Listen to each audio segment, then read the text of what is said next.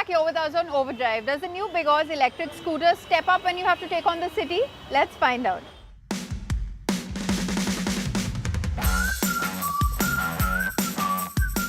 Bigos as a company has been around since 2018, that's over 4 years, and they claim that they have over 40,000 satisfied customers across the 9 states that they have established in. That includes 120 showrooms that double up as service centers, and now we are finally out with one of their products that we have out here at their factory in Chakan. They're calling it a scooter, but as you can see, it more or less resembles a crossover, like from step through and a scooter. Now, what does it bring to the table? We are about to find out.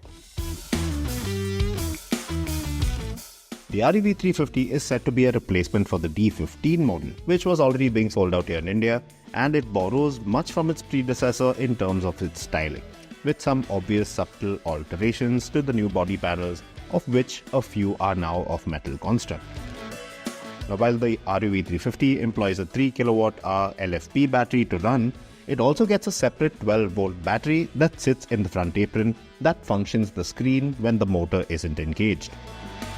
You have a 5-inch TFT screen, and although there's no touch on there, you do have 2 buttons to navigate, but this one, there is a very peculiar way to go about it because you have to in fact use the brake lever to actually toggle through some of the controls. So when you're riding the scooter, you only have your ride modes and even your reverse mode to toggle through and actually access. Otherwise, if you have to access all stuff like your vehicle telemetry data, your display, your custom settings and everything, you will have to come to a complete halt because you have to use the brakes to access those settings.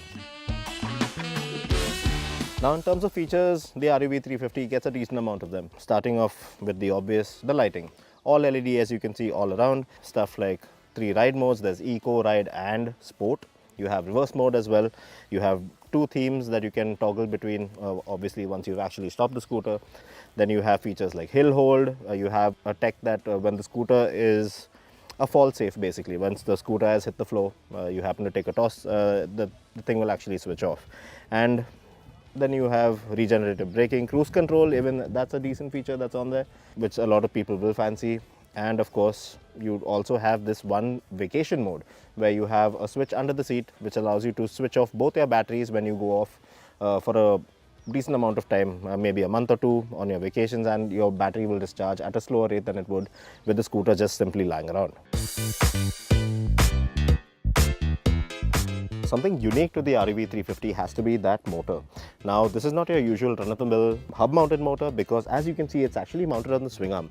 So the motor sits on the swing arm and it is directly connected to the rear wheel via a drive shaft. So it doesn't use any belts or pulleys or anything of that sort. It is quite silent on the go, and it propels this REV 350 to a top speed of 75 kilometers per hour, and it's set to go from 0 to 40 kilometers per hour in just under 6 seconds.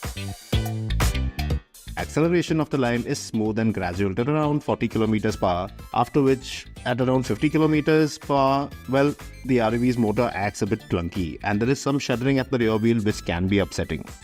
You'll also have to be alert and brake well in advance because there's just the drum brake setup on here. Also, the weight of the motor has an effect on the way the REV handles. You can feel the weight of the motor when you bank left and take a turn, and doing the same on the right feels a lot lighter in comparison. The riding position of this Bigos scooter is fairly decent, quite comfy on the go. Everything is well within reach, and riding it over a fairly long distance, or let's say half an hour or 40 minutes, shouldn't be too much of a task. But then again, the suspension is slightly on the stiffer side. We are out here in a pretty much closed environment, but then again, we'll have to check it out on the road to see how it really fares. But even on these surfaces out here, small undulations, we do feel the bike judder quite a bit. And the big wheels, well, it's not that easy to turn in actually. So in terms of ride quality, there still is some fine tuning to be done. Bigos tell us that the 3 kWh battery pack on here takes around 5.5 hours to charge from 0 to around 80% SOC with the standard 500 watt charger. Now, this charger also fits in the underfoot storage bay, by the way. And there will also be a bigger 840 watt and an even bigger still 1350 watt charger that will bring down the scooter's charge time even further.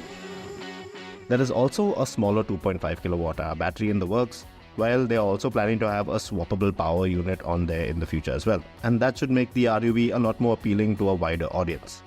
But as it stands currently, there still is a bit of work to be done with this one.